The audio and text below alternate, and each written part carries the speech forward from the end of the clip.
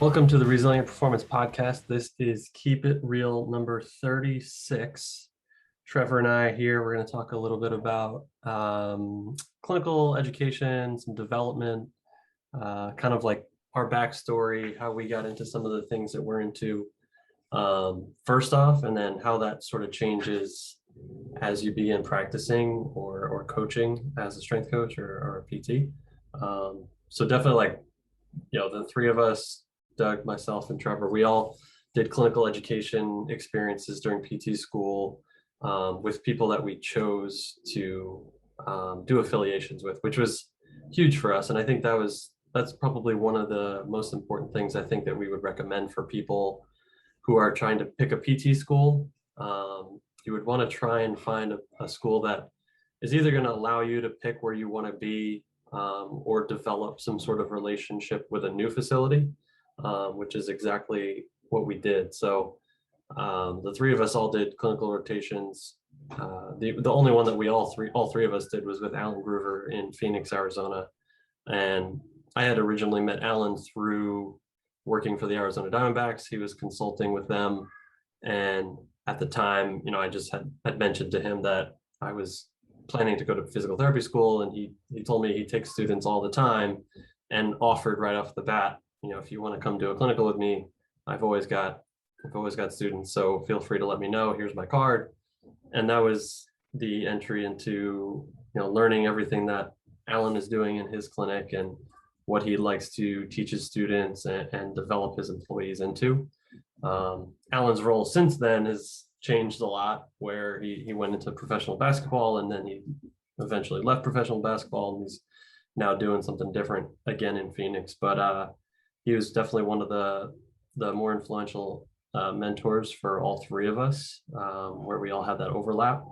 And just right off the bat, one of the first things that I think of when you kind of find that initial introduction into the world of treating and coaching, it's almost like someone just kind of recommends that you work with someone or you learn from someone. It's just like, well, I've heard of this person, or through different channels of either social media or working with other clinicians, someone will say like, oh, I know this therapist is really great, he's in Phoenix, like you should go work with him. And that's sort of like pretty much, I would say, like most people's entry point into some sort of development mentorship sort of model, where it's just a recommendation, because you don't really know any better. You don't know anything until you kind of learn stuff and figure out what you need to know. But that was all sort of how we started working with Alan and moved on from there.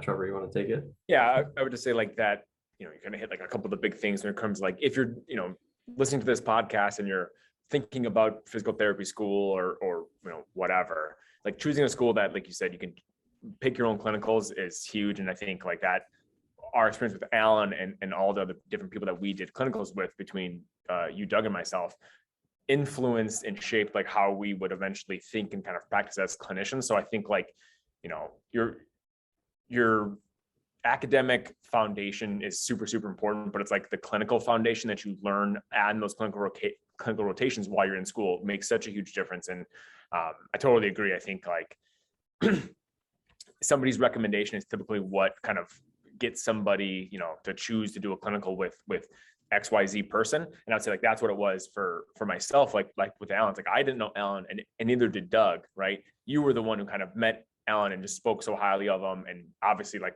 the people you work with, the Diamondbacks, spoke so highly of Alan. So like that was a glowing recommendation. So I think. Yeah. And like at the time, like I had no filter where I would even be able to choose who I wanted to do a clinical with or work with. So it was all just like, well, this guy Alan is unbelievable, and we bring him in here every spring training to teach us, and we'll have him work with some of our athletes. So it's like, we really like this guy, like you should probably try and work with him. And it's like, all right, I don't know any better. Like I definitely, he seems like a cool dude. Like I think we'd mesh well, personality wise. So like, let's do it. That's what I was gonna say was that last piece of it is, it's like, everybody, you could talk to your parents who had been to PT and like, oh, I really like this PT from locally. I think it's great, but it's like your parents don't have the filter for what good physical therapy is or what a good clinician actually is. Maybe they like them and that's great, and that's a huge part of being a PT. But when it comes to the actual clinical knowledge, it's like you almost need somebody who you trust at whatever you kind of are within your development as a therapist, to who you trust, who has a filter, who can make a recommendations for you. And that's why, we have students who are with us where they've gotten to us through some recommendation, or whether it's just, taking our course or whatever, getting to know us a little bit.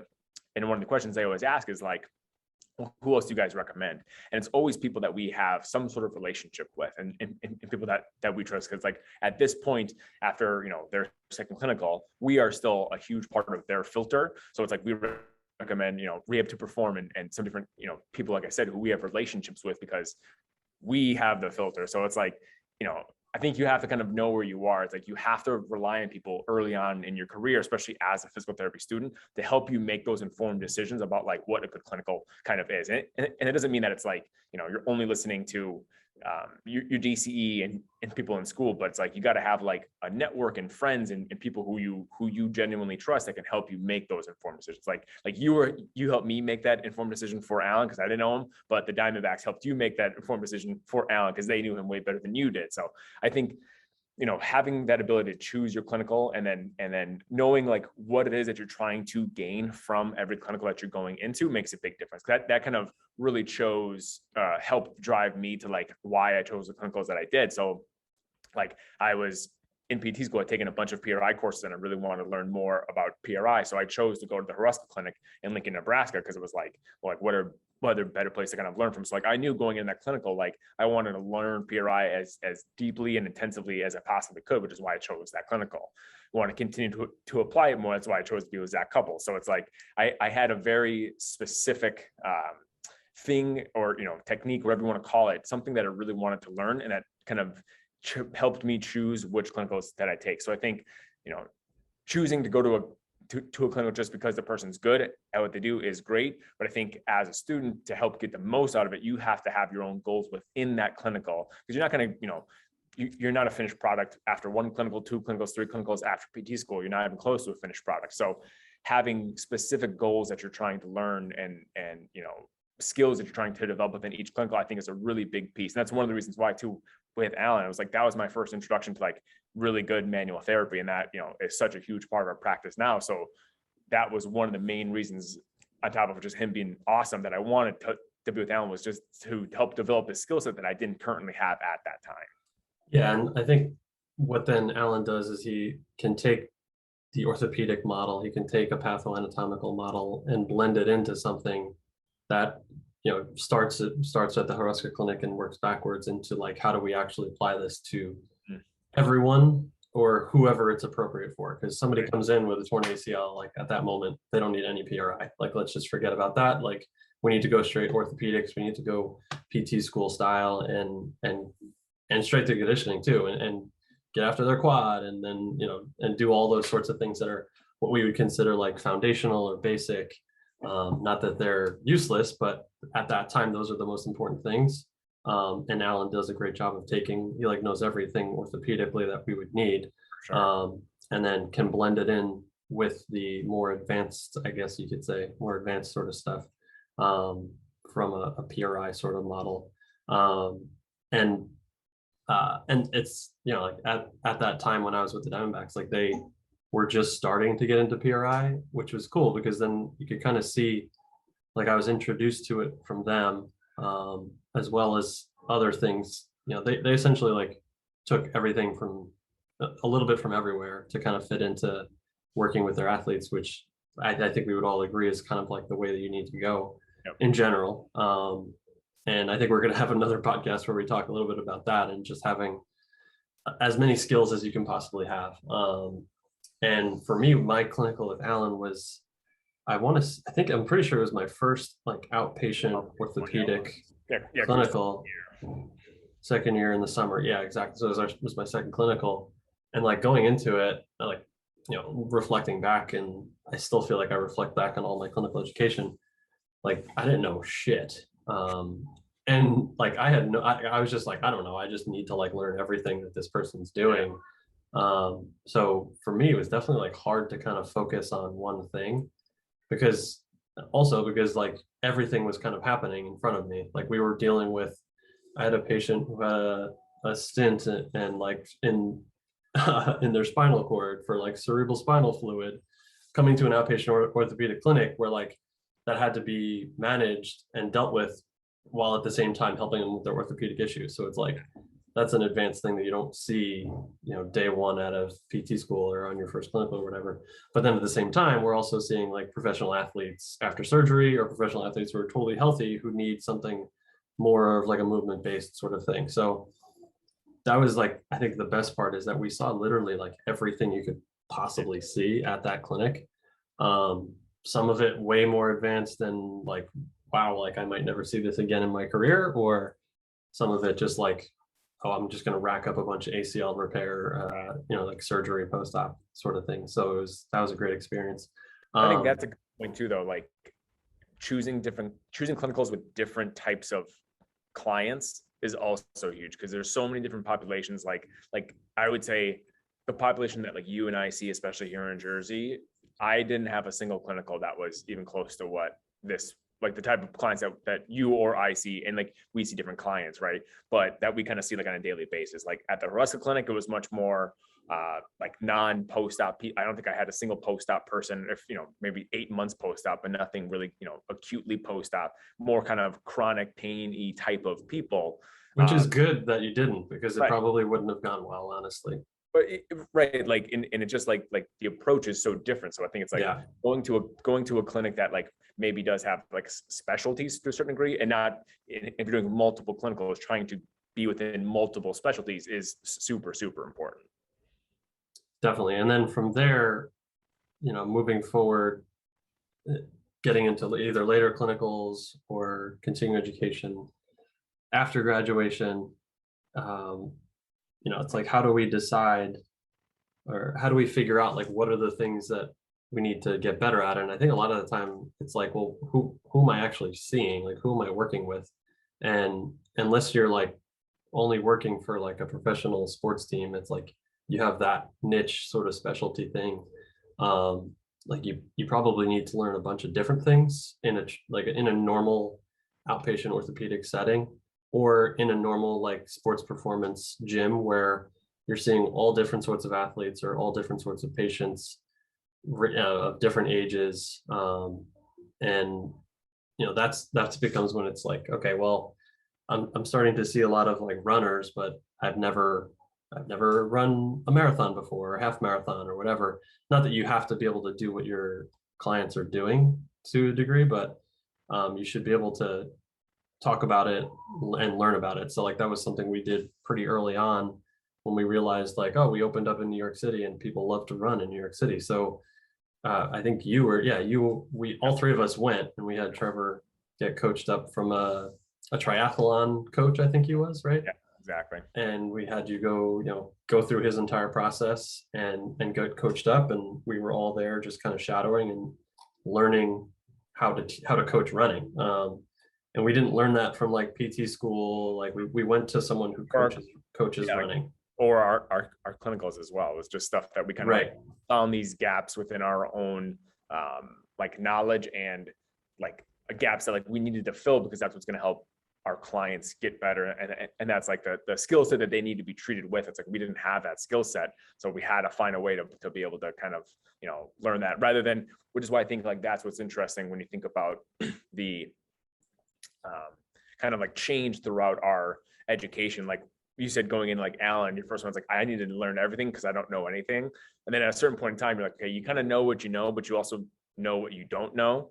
And it's like, well, how do we find good people to kind of learn what we don't know, so we can just continue to evolve our skill sets and have a more well-rounded approach to be able to, treat whoever kind of walks in the door in front of us. Because we don't always have like, and again, while I say it's become more specialized over the years, but especially like kind of starting off in New York City, when we were only in New York, you see everything in New York. It's like you got to have a skill set that you can kind of treat anything that walks in the door, whether it's a runner with chronic pain, whether it's post-op, whether it's somebody who has terrible lifestyle habits that doesn't really want to listen, but wants you to fix them. Like you just see such a wide range of things that you have to have such a diverse skill set, and you have to, like I said, know what you don't know.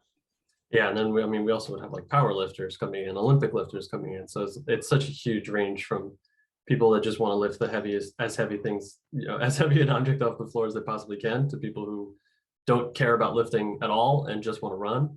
Right. Or which is, and none of, they're all fine. It's whatever people want to do, but like we better hone in on like what are the things that people are going to need to benefit from working with us. So that was where we got the running coaching for you. Then we started doing like our own Con Ed, like our own private courses, and or like where we would bring in, like we needed to know more about sprinting, so we brought in Derek Hansen and had him coach. So like and it's also like stuff that we're somewhat interested to begin with anyway, which makes it a lot easier as well. Yeah, I think too, I think part of the education for ourselves, like, has been, to a certain degree, like knowing the types of clients we want to work with. And it's like, you have to have that knowledge to be able to help those kind of clients that you want to work with. So if like, for like myself, like I've always wanted to get more into like the kind of higher end return to sports, speed, and agility stuff. And it's like, and when we were in New York, I wasn't seeing those clients, but I knew those were the people that I wanted to work with. And we have always kind of talked about having a spot here in Jersey. And it's like, well, there's way more high school athletes and yada, yada, yada out here. So it's like, I need to be prepared for that challenge, like once it kind of occurs. So I think, even if it's, you not necessarily aren't working with those people right now, but like taking the courses that you're interested in to be prepared for the populations that you want to serve is kind of another approach to looking at like your clinical education and continuing with Con Ed. Like once you've graduated and you're actually practicing, it's like, what are the people you want to actually be helping? What's the population that you want to be, ready to actually help? And like for myself, it was always like, the kind of return to sport, ACL, if you look, that's kind of the it's most common in vogue term. Yeah, exactly. But just being able to actually help those kids get back to sport safer than, everybody knows kind of the horror stories. So for myself, like my education was learning from Lee Taft and a bunch of other people, and like reading as many things as I could to be prepared for, the clients that I treat, probably like 70% of my caseload now. Yeah. And then I'm thinking, like, if we were to combine our clientele from New York with our clientele from New Jersey, it'd be like you'd see everything. Like, no, that's true. Yeah.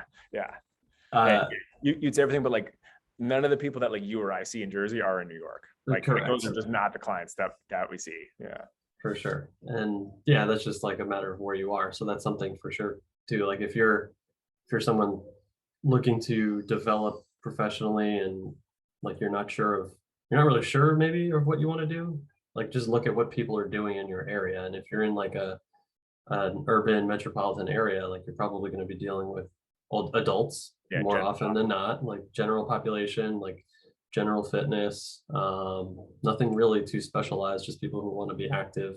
Right. And you'll sort of see like pockets of powerlifting and runners, and I'd say that's probably the most of it in like an urban area. And then if you go out to the suburbs, it's going to be more high school athletes, some college athletes. You'll deal with like ACLs probably more than anything. And then just typical hip impingement, shoulder issues, and then low back. I don't know where I was going with that. I think too, like we've talked about this, like all three of us, not on the podcast really, is I think the difference, some of the differences in terms of like the things that we choose now for Con Ed compared to like what we chose when we were in PT school, when we first graduated from PT school, is we've gotten to the point where I think like the kind of theoretical piece of it, the overall framework, like how you think part has improved, and we feel confident with like that part of our skill set and like decision making, rationale. Now we're looking things that we can more plug and play for the actual skill set piece, like different manual therapy techniques, different coaching techniques, kind of whatever that is. And that's one of the things I think was it's always been so cool talking to Alan too, who's like, older than us, and we still 100% view as a mentor, is even, like he had always kind of said that too. It's like how your clinical education, your continuing education needs kind of evolve throughout the career. And he got to the point where it's like, I bring in people to teach me just techniques, because it's like, I don't need you to tell me like, well, here's kind of what's going on. It's like, no, I want to know like how to do this very specific thing, different manual therapy techniques, manipulation techniques, whatever it kind of is, because that's what we're looking for. It's like, I've seen something come up clinically because after tons and tons of reps that I'm like, yeah, there's something that I'm missing that if I could do, if I knew how to like have a better whatever manip for this joint, I think it would really make a huge impact. Or if I knew how to like, needle this thing or whatever your technique that you're kind of looking for is, becomes like almost more specific and kind of fine tuned, that we're looking for treatment, stuff that's practical, stuff that we can actually use for a very specific thing, rather than like overall, like how do you evaluate a shoulder and like what's good for shoulders. It's like that stuff's super, super important. But at a certain point, you're kind of almost looking for more specific things to actually treat, like this case or this, to work on a lat or whatever. Yeah, I remember I was like just gonna bring this up because I remember him saying, like and I think we've gotten to that point where it's like we don't really care for anyone's we don't really care for like rationale. I don't know if that's like the right way to say it. It's almost like I just want to see what you do, and I can kind of fit it into what I think is going on, like either philosophically or into like my patient population, because that's going to change things in the context of it. But also it's like, yeah, you could go to a Con Ed course and have hours of theory taught to you, where it's like yes and no, like this is all good stuff, but like I like this, I like that, but like I need to know, okay, well, no matter what your reasoning or rationale, like we need to fix something, like there's a problem that needs to be addressed. So I'd rather just kind of like what we did with Derek, we brought some athletes to Derek, and it's like, all right, here you go, like coach, let's see what you do, and then tell us why you did that. And that to us, I think, is probably more important. And then we can see the sort of like skill set that people have, and kind of fit that into, like I said, like our patient population or athlete population. I mean, that's, I think even with our continued learning, that's not necessarily structured, but like for us in Jersey and in New York, like seeing other people treat, I think is like, I see you and Joe do things, I'm like, oh, I like that. Like, I'm definitely seeing that. Or like with the coaches here at the Annex, just from observing the environment and getting to know the coaches, getting to know some of the athletes, just seeing some of the different things that people choose to do. It's like, oh man, yeah, that's I like that. Like, I really like that exercise. Here's how I can fit it into terms of like what I do. Maybe it's not the reason that they chose it, but it's like just always kind of being observant. It's like you can see different things. Like, oh man, I really like that. Like, I can understand why I would kind of plug and play that into the things that I'm kind of already doing, versus like we're just talking about when you're, kind of fresh out of school. It's like, you're probably still trying to develop like you're just overall kind of decision-making. Like, why would I do blank thing? How do I figure out like what's the most important thing to do? And I feel like clinically now it's like I feel like that's always improving all the time, but I'm looking for a lot less of a weekend course. I'm not looking for 16 hours on kind of that stuff. I'm looking for more hours on how to get better with my hands from a manual therapy standpoint, or coaching different exercises and things that are going to be kind of more impactful immediately for my clients. Right. Yep, definitely. Yeah, I mean, any other sort of questions around this that we get? I just think commonly, like big take homes, it's like if you're thinking about PT school, whether you're listening to this as a college kid or as a strength coach or as a personal trainer, or somebody who just wants to get into PT, it's like choose a school that you can choose your own clinicals. I think that's like probably the number one thing, and B, that has the cheapest tuition. That's also a big piece of it too. Yeah, tuition is definitely gonna. You don't have to take out a bunch of loans like we did. That makes sense. And like for the most part, most schools kind of teach to the licensing exam as they should. That's their job. Exactly. So you're not going to get too much of a different experience from school to school. Yeah. At least from what we've heard. We obviously didn't go to more than one school, but yeah, pick your clinicals, set up your own clinicals, and then for sure. Yeah, I mean, like other things. Help you choose the people you want to be with for your clinical. Yeah, like ask different people, and it's hard because you don't even really know. You just kind of know, like, all right, well, I heard these people are good, so I guess I'll ask them. You kind of have to take a leap of faith to a certain degree with some of these decisions. But yeah, and then also in the end, it's like figure out what you want to do when you're done with school, and figure out what you want to do. Like, what is your dream job, and work backwards, and what are the skills you need to get there, and who are the people you need to network with to get there. And those are also like some pretty big driving forces to what sort of continuing education you should get into, and who you should meet, and who you should talk to. For sure. Keep an open mind and always ask questions. Those like the two things I always tell our students that we have, like kind of like you just said, know what you want to learn and continue throughout your career as you learn more and more, like continue to be open-minded and ask questions. Yeah, awesome. I think that's probably enough for this one, and absolutely keep it a little short, and then we'll definitely have some more to talk about. We'll get Doug on and talk a little bit more about some models and theory and kind of like where our heads are at with that sort of stuff. Absolutely. Hopefully one of the next podcasts. So thanks for listening, and we'll see you guys next time. Thanks, everybody. Thank you for listening to the Resilient Performance Podcast. For 10% off our continuing education membership platform, please use promo code PODCAST at our website, resilientperformance.com, and be sure to join our mailing list for monthly exclusive content.